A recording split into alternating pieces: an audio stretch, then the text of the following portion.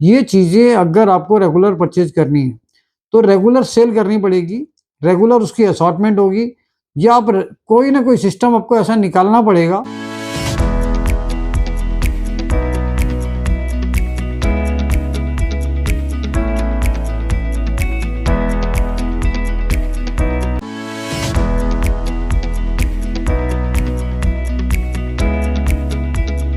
दोस्तों नमस्कार, royal arts and numismatic gallery रंग के यूट्यूब चैनल पर आपका स्वागत है।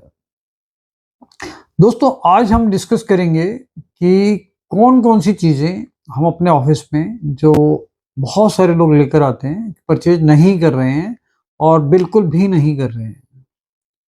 क्योंकि बहुत सारे लोगों की एक्सपेक्टेशन जुड़ी होती है और हमें बहुत फ़ील होता है कि जब कोई आदमी बैंगलोर से या कलकत्ता से या हैदराबाद से या तेलंगाना से आता है और हम उसको बोलते हैं कि भई ये चीज़ें तो कॉमन है, ये हम नहीं लेंगे। तो हमें बहुत फ़ील होता है उस टाइम पर कि भई वो आदमी इतनी दूर से टाइम ख़राब करके, पैसे ख़राब करके, फिर कोई एक्सपेक्टेशन लेकर आता है और हम उसको मना करते हैं तो हमें उससे ज़्यादा फ़ील होता है।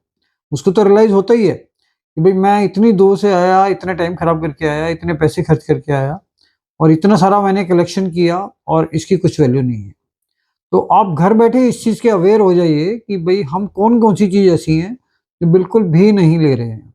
तो ये एक हमारी एक सीरीज़ है, जो अलग-अलग सीरीज़ हम आपको इस बार चला रहे हैं, जिससे कि आप घर बैठे अवेयर हो जाइए कि कौन-कौन सी चीज़ बिकेंगी, कौन सी चीज़ बिल्कुल भी नहीं बिकेंगी और क्या चीज़ें आपका लाने का फ़ायदा है, क्या चीज़ें फ लाने का फ़ायदा नहीं है।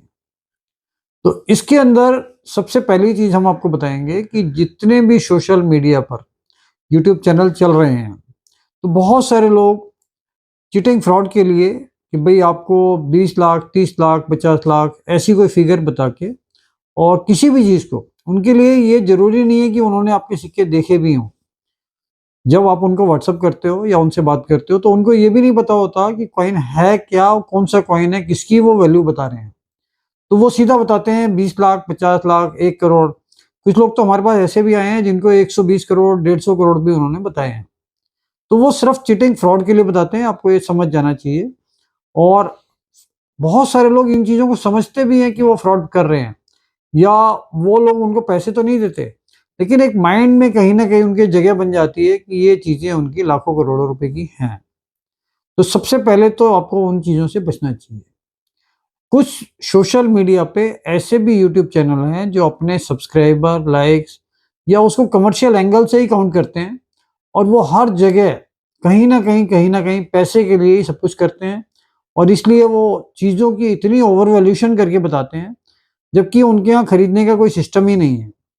और मैं तो एक जनरल बात आप सबसे करता हूँ कि सभी लोग, हम लोगों को एक जनरल एनवायरनमेंट में जितने हम बड़े हुए हैं, तो हमारे एक्सपीरियंस भी ये है कि अगर कोई भी आदमी ये बोलता है कि भई मैं ये सारी चीज़ें खरीद रहा हूँ, चाहे वो सोशल मीडिया पे हो, चाहे वो प्रैक्टिकल पे हो, तो सबसे पहली एक चीज़ ये होती है कि वो कहाँ पर वो बैठ के वो सारी चीज़ें खरीद रहा है।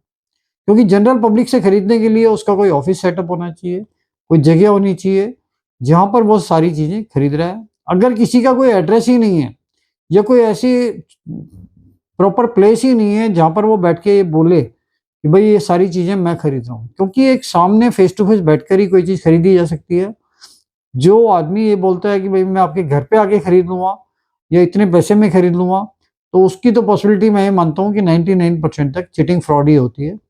अगर सामने बैठकर भी कोई आदमी खरीद रहा है और मैं मान लिया मैंने कि भई वो खरीद रहा है, तो ये तो आपको सोचना चाहिए कि वो अगर ये सारी चीज़ें खरीद रहा है और ये थोड़ी बहुत क्वांटिटी नहीं है। अगर आप कोई भी चीज़ ये बोलते हो कि वो आदमी या मैं ये बोलता हूँ कि मैं ये सारी चीज़ें खरीद रहा हूँ, तो मेरे को इस बात के लिए तैयार रहना पड़ेगा कि एक दिन में 25 लोग, 50 लोग, 100 लोग तक मेरे को अप्रोच करेंगे और ये मुझे बेचेंगे। तो इसके लिए मेरी तैयारी क्या-क्या होनी चाहिए कि अगर मैं ये सारी चीज़ें खरीद रहा हूँ, तो सबसे पहले तो मेरे को फाइनेंस देखना पड़ेगा कि क्या मेरे पास इतना पैसा है कि मैं 25, 50 या 100 लोगों से रोज़ वो सारी चीज़ें खरीद पाऊँगा और क्या-क्या चीज़ें ऐसी होंगी जो मैं खरीद पाऊँगा। क्योंकि ज़्यादातर लोग कॉमन चीज़ें ज़्यादा लाएँगे और लोगों में अवेयरनेस है तो रेयर चीज़ें भी आ सकती हैं। तो आपका बजट सबसे पहले मैटर करता है कि आप खरीद क्या रहे हो।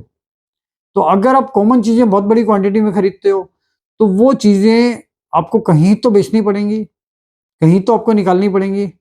उसके लिए क्या आप अकेले उतने कैपेबल हो कि भई आपने 50 किलो, 100 किलो माल रोज़ खरीद लिया, उसको अकेले ही उसको असॉर्ट करके आपने उसको बेच भी दिया। तो उसके लिए आपको ऑफ़िस स्पेस, उसको रखने के लिए गोडाउन, फिर उसको मैनेज करने के लिए स्टाफ़, फिर उसको सेल करने के लिए स्टाफ़, सारी चीज़ें आपको मैनेज करनी पड़ेंगी। जब भी तो आप कोशिश कर सकते हो कि वो आपका बिक जाए। फिर आपको ये भी देखना पड़ेगा कि भाई मेरी कैपेसिटी कितनी है। अगर मैंने 25,000, 50,000, 1 लाख, 2 लाख का रोज़ माल खरीदना है, 1 महीने में मेरे को 10 लाख से लेके 50 लाख तक चाहिए। तो क्योंकि वो सारी चीज़ों के लिए एक रिकरिंग है। ऐसा नहीं है कि एक बार कोई आया वो बेच के चला गया, या आपने 15 दिन के लिए ऑफ़िस खोला, 15 दिन के लिए बंद कर दिया। ये चीज़ें अगर आपको रेगुलर परचेज़ करनी है, तो रेगुलर सेल करनी पड़ेगी, रेगुलर उसकी असॉर्टमेंट होगी, या आप कोई ना कोई सिस्टम आपको ऐसा निकालना पड़ेगा, या आपको एक वेबसाइट चलानी पड़ेगी जिसके थ्रू आप इसको बेच पाओ।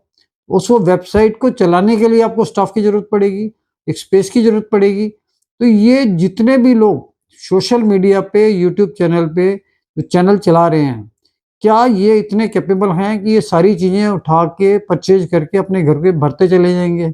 ये कॉमन चीज़ें, रेयर चीज़ें सारी खरीदते चले जाएँ जितने पैसे इनके पास हैं। क्या आपको ऐसा लगता है?